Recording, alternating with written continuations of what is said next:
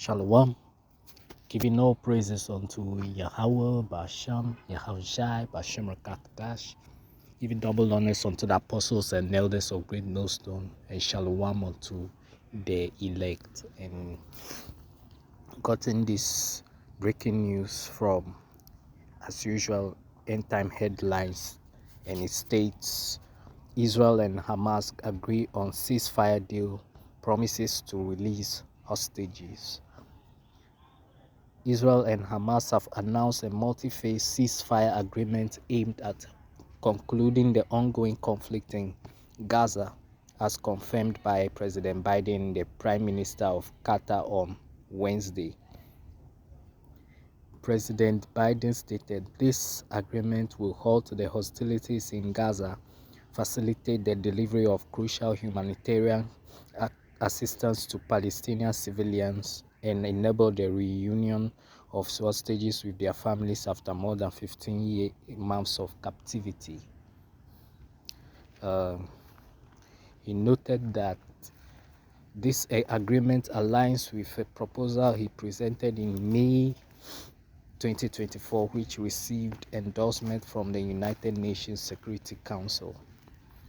While neither Israel nor Hamas has formally confirmed the agreement, officials familiar with the negotiations informed NPR that both parties have reached a tentative ceasefire intended to bring an end to more than 15 months of unprecedented conflict between them. The office of Israeli Prime Minister Benjamin Netanyahu indicated that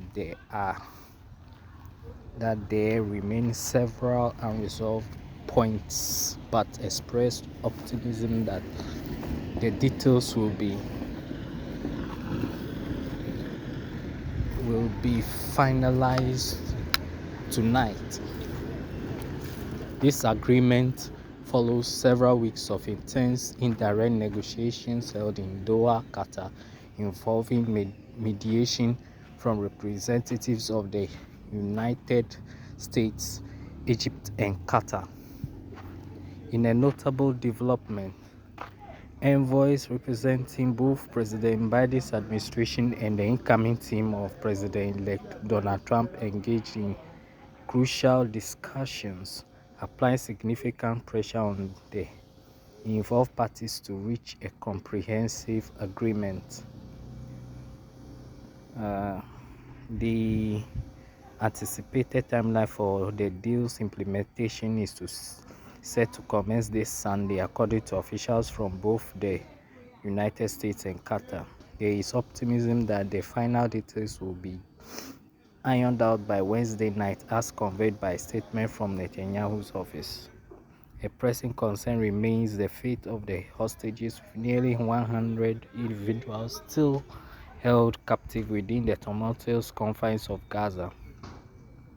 Israeli military assessments indicate that at least a third of these captives may have already succumbed. The proposed agreement unfolds in three distinct phases, beginning with the release of 33 women, children, elderly individuals, and wounded civilians from Gaza in exchange for hundreds of Palestinian women and children currently incarcerated by Israeli authorities. The subsequent phase will see the release of soldiers and other male captives. The implications of this deal on the ongoing conflict are profound. If realized, the agreement could provide much-needed reprieve for the beleaguered Gaza Strip, a region ravaged by Israel's military offensive, which has turned swaths of the area into ruins and displaced approximately 90% of its 2.3 million residents. Many of these individuals are now facing the dire threat of famine, underscoring the urgent humanitarian crisis at hand.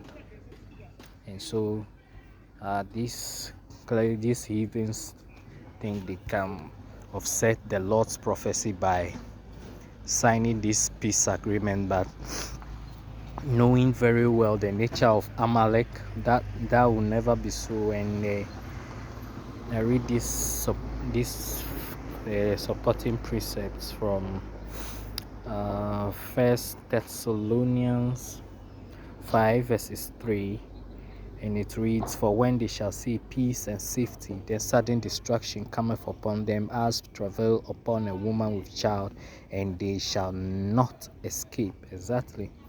So when they think that they are trying to bring in peace, and they're trying to assure themselves that they won't let this war spiral into World War III, the Lord has got this surprise, especially with this very scripture, and it will all come to naught because it will never come to pass.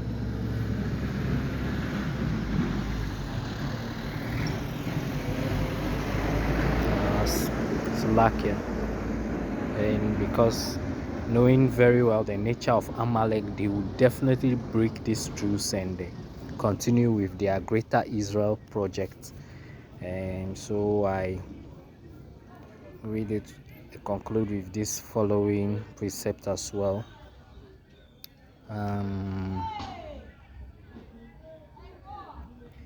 Psalms 55 verses 20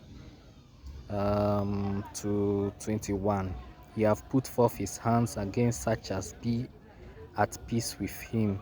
He have broken his covenant. The words of his mouth were smoother than butter, but war was in his heart.